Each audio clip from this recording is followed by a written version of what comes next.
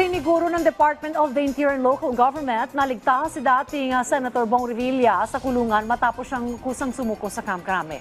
Pagtitiyak ng DILG, hindi umano bibigyan ng special treatment ang dating senador. May report si Ryan Lesigas.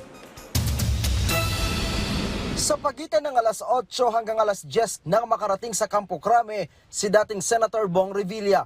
Sumuko siya sa mga otoridad matapos maglabas ng warrant of arrest ang Sandigan Bayan 3rd Division dahil sa kasong malversation of public funds through falsification of public documents.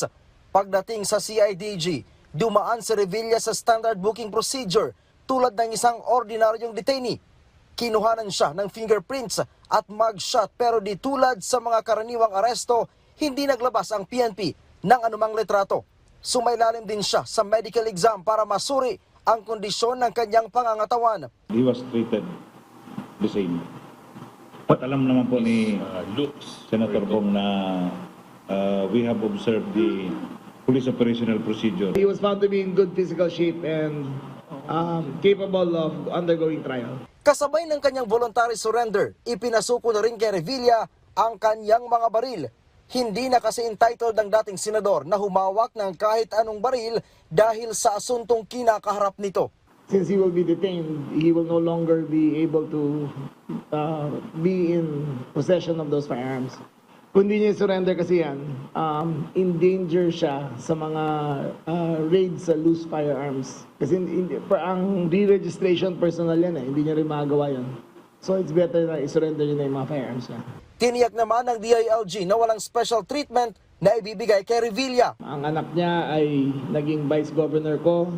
Ang anak niya ngayon ay vice governor ng pamangkin ko. We've been lifelong friends ever since the 1980s. Matagal na kami magkaibigan. But duty calls, there are no exceptions to the rule. Ang pag sinabi ng Sandigan to arrest him, I advise him to, ang best ko na magawa is advise him to surrender peacefully. Pero tiyak aniya ang kaligtasan nito sa kulungan. Kine-consider talaga namin yung gang violence kasi iisipin nyo rin yung mga nakakulong doon, di ba? General population yun eh.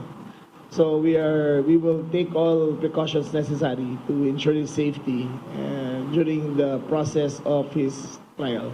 Matapos ang press conference, mismong si Remulla pa ang naghatid kay Revilla patungo sa Sandigan Bayan. Kabilang sa mga inirekomendang detention facilities ng CIDG, ang New Quezon City Jail sa Payatas. Hindi na kasi maaaring magamit ang PNP Custodial Center dahil gigibay na ang gusaling ito. The building is very old at maglalagay kasi may budget ng PNP na magtayo ng bagong headquarters na hindi na kasi kasya dito So magtatayo ng bagong building at doon ang proposed site ng bagong building nila.